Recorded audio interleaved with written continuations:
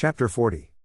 And the Lord spake unto Moses, saying, On the first day of the first month shalt thou set up the tabernacle of the tent of the congregation. And thou shalt put therein the ark of the testimony, and cover the ark with a veil. And thou shalt bring in the table, and set in order the things that are to be set in order upon it, and thou shalt bring in the candlestick, and light the lamps thereof. And thou shalt set the altar of gold for the incense before the ark of the testimony, and put the hanging of the door to the tabernacle. And thou shalt set the altar of the burnt offering before the door of the tabernacle of the tent of the congregation.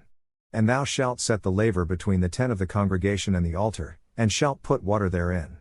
And thou shalt set up the court round about, and hang up the hanging at the court gate. And thou shalt take the anointing oil, and anoint the tabernacle, and all that is therein, and shalt hallow it, and all the vessels thereof, and it shall be holy.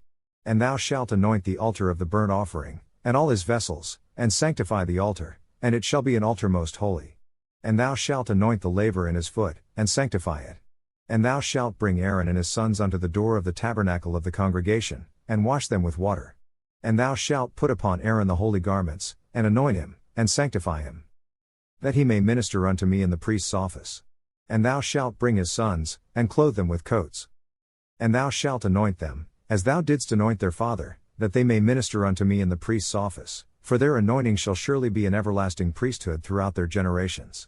Thus did Moses, according to all that the Lord commanded him, so did he. And it came to pass in the first month in the second year, on the first day of the month, that the tabernacle was reared up. And Moses reared up the tabernacle, and fastened his sockets, and set up the boards thereof, and put in the bars thereof, and reared up his pillars. And he spread abroad the tent over the tabernacle, and put the covering of the tent above upon it, as the Lord commanded Moses. And he took and put the testimony into the ark, and set the staves on the ark, and put the mercy seat above upon the ark.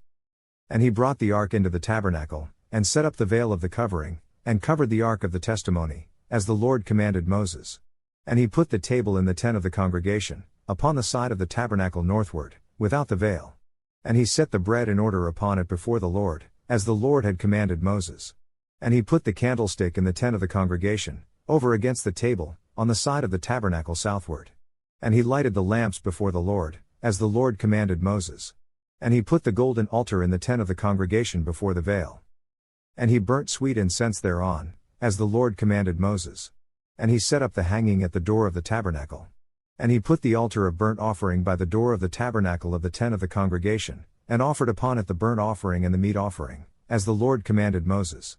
And he set the laver between the tent of the congregation and the altar, and put water there, to wash withal.